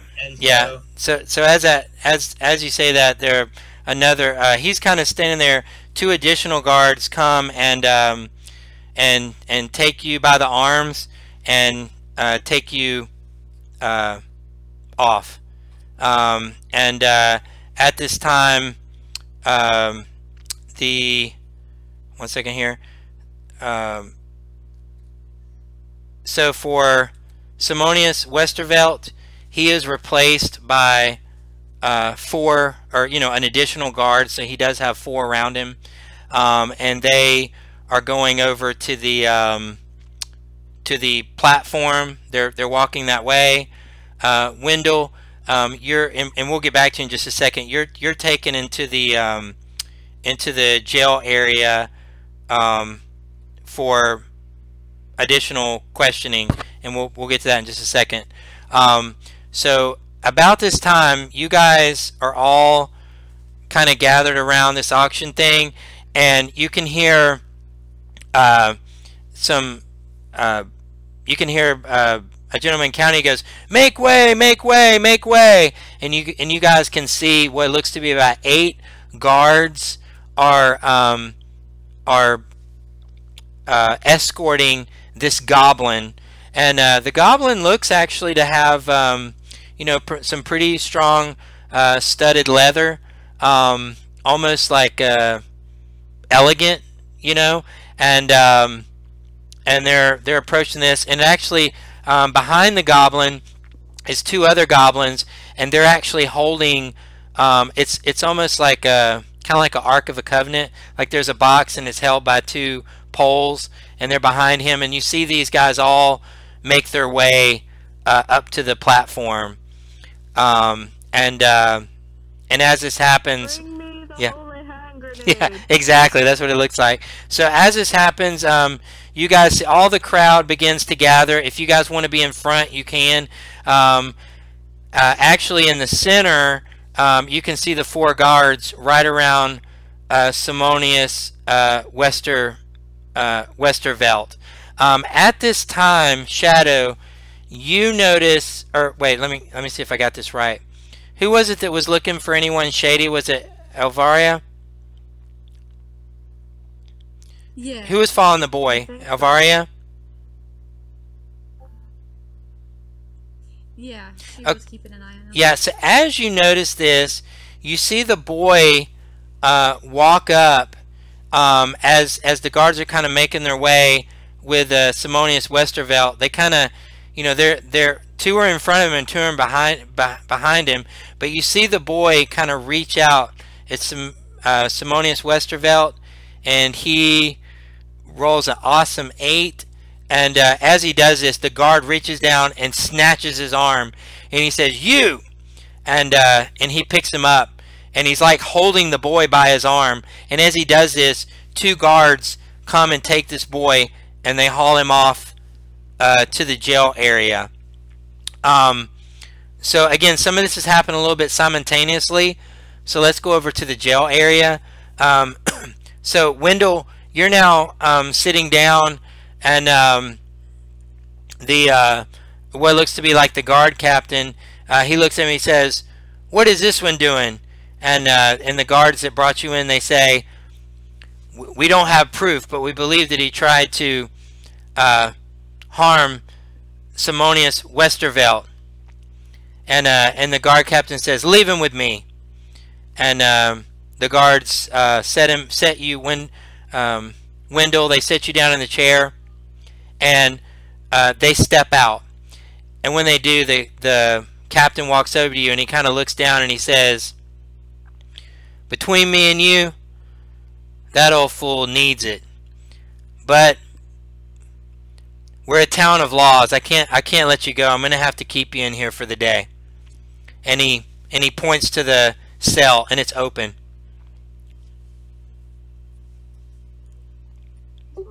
Oh, okay. Yeah, he knows what you did. Yeah, he knows what you did, but it's kind of like, it's almost like a little wink, like, "I wish you would have hurt the old fool," thing. Yeah, when you go in the jail, and you ask him what's for lunch, he says, "We have some nice moldy bread that'll be out here in a couple hours. Of course, dine on the rats anytime you want." And you're in the jail, and the door is open, but he motions for you to close the door. He's actually expecting you to close it on yourself. Oh, never mind. I brought my own food. I'll eat it. Yeah, he's And fine. I'll just kind of shut the door a little bit. Yeah, he's fine. Yeah. So when you shut it, when you shut it a little bit, it doesn't quite lock, and he walks over and he kind of pushes it enough to make it lock. Pardon me, sir, but I'm scared of locked doors. I have a phobia. He he just kind of looks at you and says, "For the day," and then you're free. At about this time, the door opens up again, and you see these guards holding this, looks to be like a teenage boy, by his hands, and they set him down in front of the captain guard, and he goes, "Enough, I'll take care of this one," and they leave, and he's sitting there, and the guard captain goes over to the boy. You see the boy take a reach for his keys, and he just absolutely fails so miserable, and he's like, "What is this?" And he snatches him up and he throws him in the cell next to you, and I mean throws him hard, and then he slams the door shut, and he says to the boy, "You'll be here for 2 days."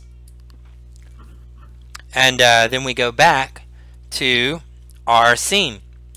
So you guys see these goblins. They come up on stage, and the goblin, he kind of walks up to the podium. The podium's fairly tall, and when the goblin stands there, he's like above the podium, so you can clearly tell that there's some kind of platform the goblin's standing on, because there's no way he's that tall. And he goes, and the goblin reaches out, "Citizens of Oakhurst, let the bidding begin." And as he says this, the goblins that are holding this kind of Ark of the Covenant thing, they open it up, and you guys see this beautiful, shining red apple. It's the most beautiful apple you've ever seen. And so as this happens, you guys, if you could, who was it that had the gold that's going to be making the bid? Or y'all decide amongst the group who's going to be making the bidding? I told the innkeeper he was doing the bidding. I'm just holding the gold. Oh, the innkeeper's doing the bidding. Okay, so why don't you go ahead and... Brendan's going to slip 10 more gold to you, Shadow. Okay. Yeah. All his wealth in the world. Yeah. Okay, so... add 10 gold to whatever the innkeeper gave you. Okay. Let's do this, guys. Let me have you guys roll as a group. Sure. So we have a total of 75 to spend. Okay. So let me run down the list and get you guys... You added what, Skybill? Sky has 40 set aside that she's planning on throwing in at the last minute if we need it. Okay. So yeah, you guys are all right there together. So Skybrit, can you give me an initiative? And everybody roll that, because I'm going to take the average of it. So what's your initiative, Sky? It was that good. It was real good. It was the first nat 1 of the game. Yeah! My initiative is 1. A1. Burn them on the initiatives. Okay, Elvira, can you give me an initiative? I got a 9. I'm also going to be kind of near... What's that old guy's name? It is Simonius Westervelt, and he's got 4 guards around him. Okay, he's got 4 guards. Yeah. I'm gonna be over there, but I'm gonna let my companions know where I'm at. Yeah, you guys. He's actually standing in the middle of the crowd. So I mean, in the front, but in the middle, he's right there, and you guys can be about as close to him as you want to. Okay, so let me get Shadow. Can you give me an initiative? On the bright side, I canceled out your 1 with my nat 20. Yeah. Nice. Hello. That's how to do it. So. Okay. We're right on average. All right, and Brenlin, can you give me a roll for initiative? 21. Hey, oh, look at that. Okay. 21. Okay, so let's see. I got to do math. 30 plus 20 is 50 plus 1. 51 divided by 4 is 1, 2. Okay, so the average is 12 on initiative. So I'll give that as your initiative. Okay, so as they're asking for this auction here, you guys hear this. Let me see what he's going to be. Hang on. Okay. Oh, you're better than him. Okay, so you guys hear this. You know, the goblin's there, and he says, "Opening bid starts at 1 gold. Do I have 1 gold?" And you hear this gentleman shout out, "1 gold." And he says, "1 gold. Do I hear 2 gold?" And as he says, you know, as he's saying this, you hear another gentleman shout out, and he says, "2 gold." And he says, "I got 2 gold. Do I hear 3 gold?" And you hear a gentleman shout out, "3 gold." And now it is your turn. Y'all get to play. Y'all are gonna get to say what Horace bids. Horace will bid it, but y'all get to say what he bids. Sky's an overly excited person, and so she's just gonna like get really into this whole auction-y thing, and Yeah. she's gonna go 10 gold. And he says, "Oh, I got 10 gold, 10 gold." And he saes, "Do I hear 11 gold?" And you hear a faint voice of a woman. She says, "11 gold." And he says, "11 gold. Do I hear 12 gold?" And you hear a gentleman, "12 gold." And he says, "12 gold. Do I hear 13 gold?" And at that time, you guys see Simonius Westervelt. He doesn't say anything, but he just kind of looks up at the goblin, and he lifts his bony finger, and he's just like this. And he goes, 13 gold. And he says, "Do I hear 14 gold?" And at that time, the gentleman that you heard call out before, he's silent.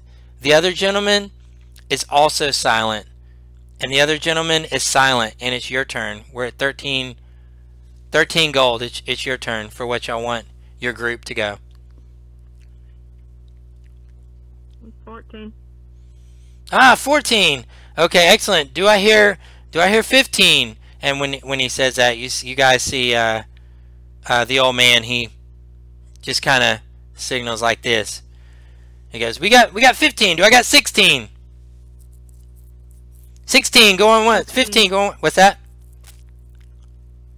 16. 16. And he said, "I got 16." And as soon as you say 16, you see the elderly man. He just lifts his finger up like this. He goes, 17. We got 17. I got 17 going once. I'm gonna copy the old man just out of spite. You get. I'm just gonna raise my finger at them. Yeah. So when you raise your finger, he goes, 17. Do I got 18? And when he says 18, the old man raises his finger. 18. Do I get 18? Do I got 19? I'm just gonna start copying. Whoa! And this guy, and he kind of falls back off the platform, and he kind of scuttles back up, and he throws his hand out, and he goes, "We got 25!" And he's like, "We got 25. Do I get 30?" And when he says 30, you see the old man. He lifts 2 fingers up, and he goes, "We got 30. Do I got 35?" 35. Again. And he goes 35. Do I got 40? And when he says 40, now at this time the whole town is like silent. They have never. This is the highest it's ever gotten before. It's 35, and you guys just bid the highest amount. They are all just like like that. And when they do that, they look at him, and his hand doesn't go up, and there's like a hesitation, and then you see him. He raises his hand like this and nods. And he goes, "I got 45. He goes, "Do I hear 50? 50. And when you guys do this, the villagers are like, "Oh," like that. And when you say 50, you When I say 50. yeah, you see the old man, and he looks at you, and he kind of scowls. He looks at you, and he speaks up for the first time, and he says, "I bid 50 gold for the apple." And the Bid 50. That's what I just bid. and the Sky's Venus. That's literally what I just bid. oh, who bid that? Sky? I bid 50. And then the goblin, and then at that point the goblin he goes, "We got 50 and 50. Will anybody bid 51?" So both of you bid 50. You're tied at the bid. I'll bid 51. Who's Al? What's your character name? Shadow. So Shadow bids 51, and he points to you, and he says, sold for 51. And as soon as he says that, you guys see the expression of the old man. He just like falls to the ground and just begins to weep. And as they say that, the guards that were surrounding the old man, they actually walk away from him, and they surround themselves around you, and they escort you to the platform. I escort myself away from the guards, and I go help him up off the ground, and I just say kindly to him, I know that death is scary, and I know that moving on is hard, but the light of soon will take you to your next resting place. You have a bright future in the afterlife. And as soon as you say that, he looks at you and he says, never! And he dashes toward the stage. And as he dashes toward the stage, laughter right on him. yeah, what was that? Go ahead. Tasha's hideous laughter right on him. Yeah, absolutely. So when you do that, he falls to the ground just laughing, and as this happens, you guys see 4 other guards pick him up and take him over to the jail area. So now back at Wendell, what you notice, you see this door open up, and you recognize the guy. And he is laughing madly, just like like that. And the guard opens up your cell, and he tosses him in the cell with you. And he is just laughing hysterically, and he locks the cell. Was it already open? Was I able to pick that lock earlier? Oh, we'll get, yeah, okay. Give me you had a lockpick with you. Give me a. What did you roll for your lockpick skill? For your lockpick skill. A 14. Okay, so well, yeah, I mean a 14 wouldn't unlock it though. But for what it was worth, you had you unlocked it. The guard captain's right there. He would have seen you do it and probably flogged you over it. You know, so it's probably good. But I'll if you want to do a stealth and see if he noticed you trying to unlock it. It's a very small room. You're all right there together. Oh, sure. I'll give you the stealth. Anything above a 10, he didn't notice it.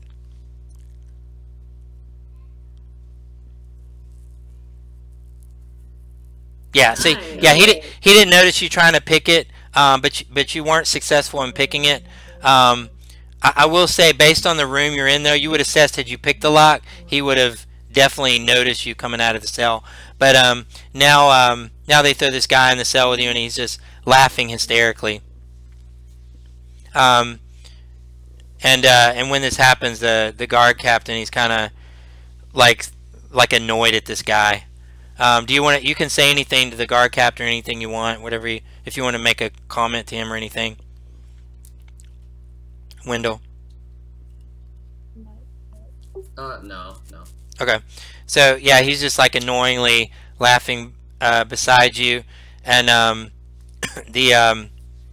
anyway, so now back at the area, at the platform, they come to you, Shadow, and they say 51 gold, please, for the apple.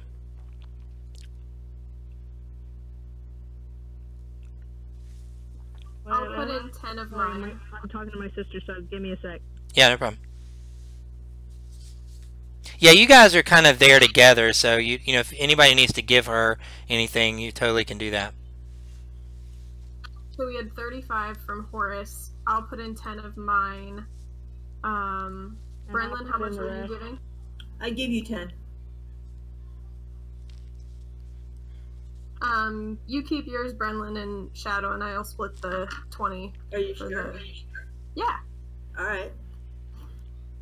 I'm not gonna argue. I know better than that.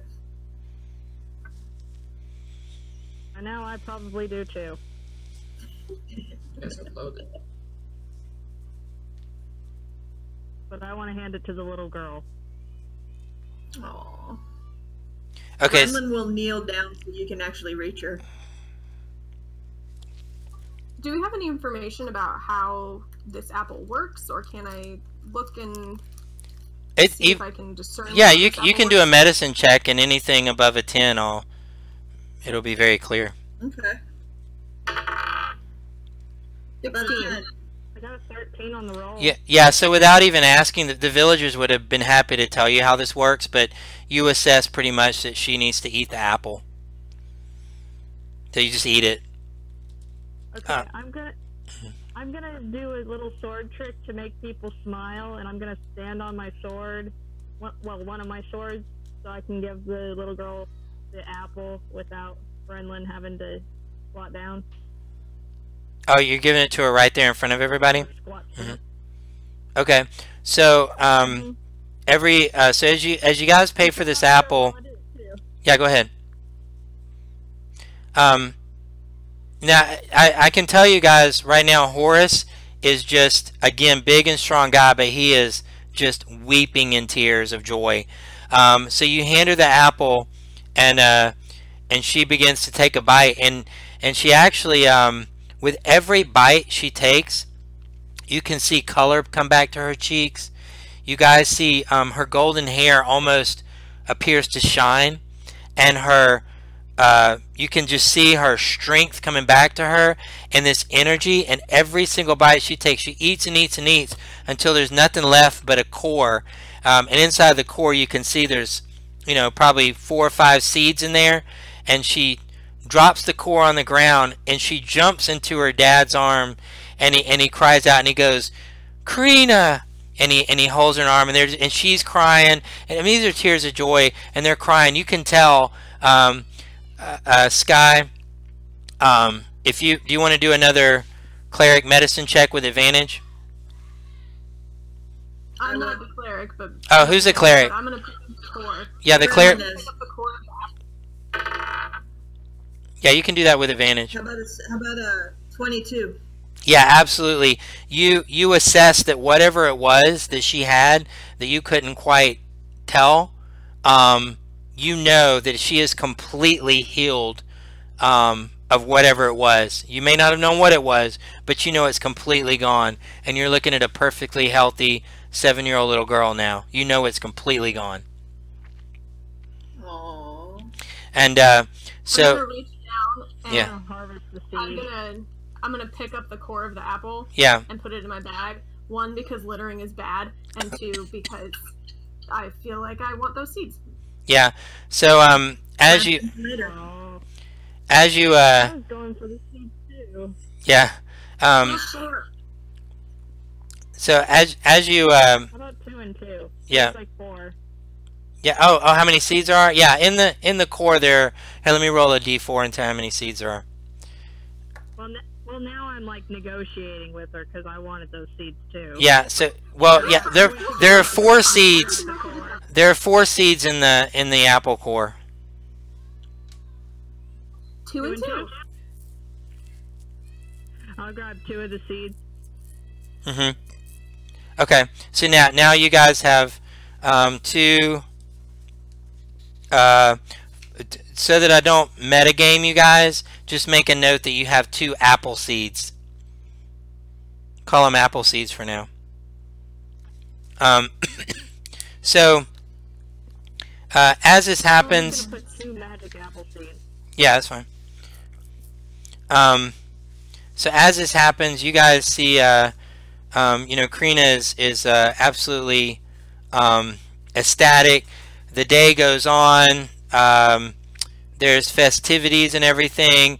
You guys, it's getting roughly about now. I would say around noon. Wendell, yeah, we're wrapping up. Wendell, do you go to sleep at noon, Wendell? Like at noon, you'd either suffer a point of it. Yeah, you'd either pass out and go to sleep, or you'd suffer a point of exhaustion. Like you're in, yeah. I'll sleep in there for a little Yeah. bit. Yeah. So basically, I'll chat with Simonius for a little while, and then right. Tell him, at least on the bright side, you still got all your gold. Right. Exactly. And then so I'll get stoned for a little bit, and then go to sleep. Yeah. So as you go to sleep there, It's now been 8 hours, so it's kind of late in the night, and you hear some racking on the prison cell, and you see the captain guard. He opens the cell for you to get out. As you wake up, you see laying beside you, like almost like as if he spooned you. You know, you see Simonius Westervelt has spooned you, and he's got his arm around you, and you don't feel like he's breathing or anything, and you wake up. Oh shit. What'd you do? Spoon in a dick. Alright. No. Simonius was spooning I feel window. like I would have noticed Simonius that was spooning somehow, window. but I just shrugged and I walked away. Yeah. So as you walk away, the guard he notices Simonius in there, doesn't seem to be moving, and as you do you want to exit the prison, or do you want to do anything? I'm gonna dig through his pockets and look for loose change. Yeah. So as you dig in his pocket, now just let me make sure I know what you're doing here, because understand the scene. A guard captain is standing right there. So you want to do this right in front of him? I mean, it's okay. I just want to make sure you want to do it right in front of the guard captain. Does this guy literally just stare at me 100% of the time? Well, he just opened the door. He just opened the door for you, so he's standing there. I'll do this beforehand then. Well, when he woke you up, he woke you up by. I will do this when someone is not looking is when I will do this. Okay, well, right now he woke you up to tell you that you're free, and he opened the cell, and he's standing there. So if you don't want to leave, you want to just wait for him, or. Alright, yeah. Well, let me go say bye to my friend Simonius here, and then I'll go check him. Yeah, absolutely. Okay. Okay. So I'm just trying to establish what you're doing, because the guard woke you up to open the cell, which he's done, for you to exit. So are you gonna do anything to his body with the guard there? Yeah, I guess I'm just gonna go pick the guy's pocket. I mean, Okay. He's dead. It's not like he's gonna know this. I guess. Okay. So so as you go to pick his pockets, you don't see anything in the pockets, but you definitely can tell he's dead. And as you're doing that, the guard he's like, "What are you doing there?" I mean, he knows what you're doing, but he's like, "What are you doing?" Like, you just spent 8 hours in jail, and now you're picking this guy's pocket. He's like, "What are you doing? Like, you want to live here or something?" Does he know what I was doing? Yeah, he's standing right in front of you. I'll just leave then. Yeah.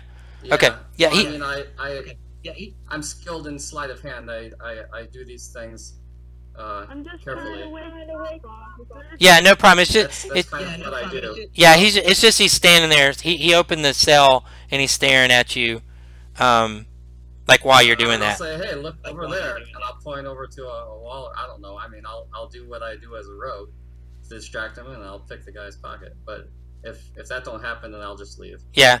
I think I would be. He's literally standing right there, looking at you. If you want to try it, I guess we could. I mean, if you get caught, you're gonna get stuck in jail more. You want to risk that? Yeah, I mean, I can pick people's pockets while I'm having a conversation with them on the street. Okay. Looking at them right in the eyes. So I don't see a. If he catches you, though, you'll spend another day in jail. You want to take a shot at it? That's just what I do. So. Okay. Okay, go ahead. Yeah, I will. Okay, I'm There you go. gonna do that up against his.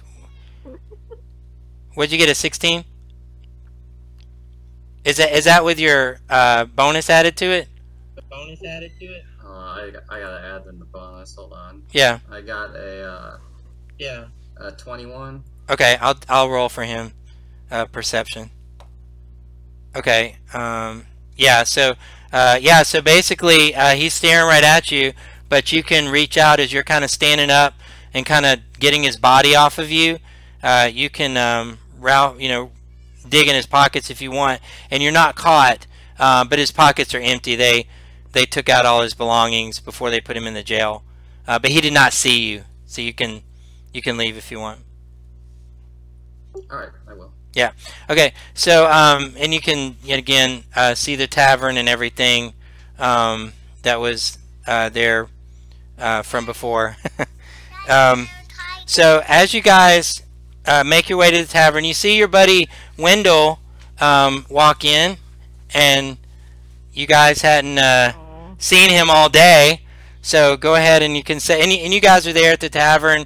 You're all having obviously your free drinks, your meals, and you see Wendell walk in.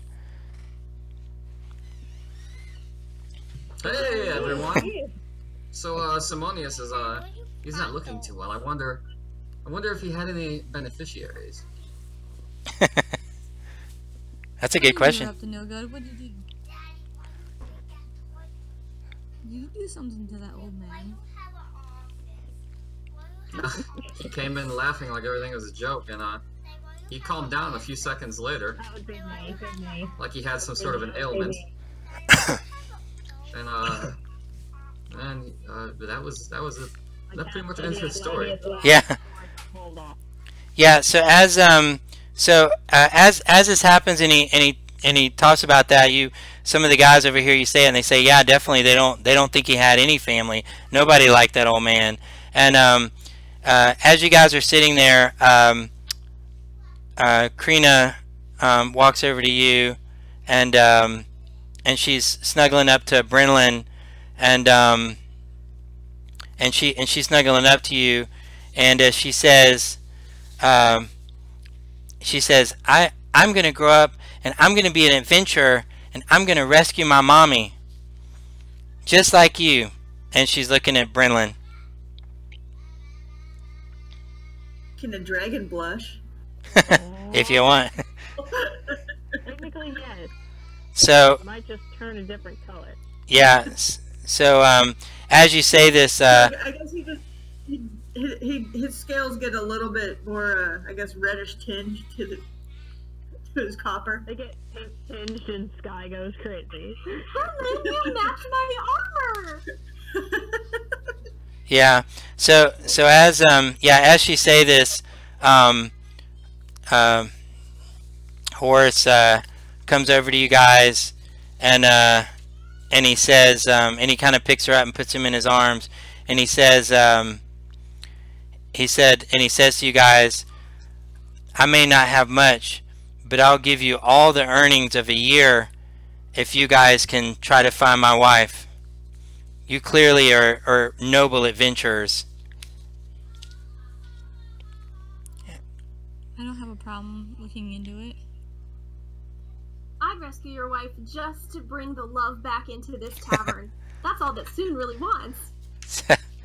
Okay. All right. Let me. So yeah, that'll be it for tonight, and I'll run down and see what you guys do. But yeah, if y'all want to go on an adventure to try to find Karina's mom, you can. So Sky Britt, what do you have to say to close out the evening? Hearts and roses. That's all. Elvira? Let's do this, guys. We can do it. Shadow? That sure wipes the scowl right off his face. And Wendell, now that you're free? I hope her mom's got some money. And when you say that, Karina says, yes, my mom is a great adventurer. I bet she has lots of treasure by now. She may just need a little help. And Brenlin? So Karina's sitting. Yeah. And each other. Absolutely. And so so basically Horace lets you guys know that he'll tell you everything he knows about this citadel tomorrow. But tonight, you know, it's a celebration. His little girl's alive. Yay, thank you guys. Alright everyone, thanks for the game. Yeah. Have a good night. Yeah, thanks a lot, man. Yep, Have have a a good good night. night. A brand new dress made by a crazy bard. Yeah. Yeah, so I'll let so probably we're shooting for next Monday, but I'll try to message all you guys to see. And let me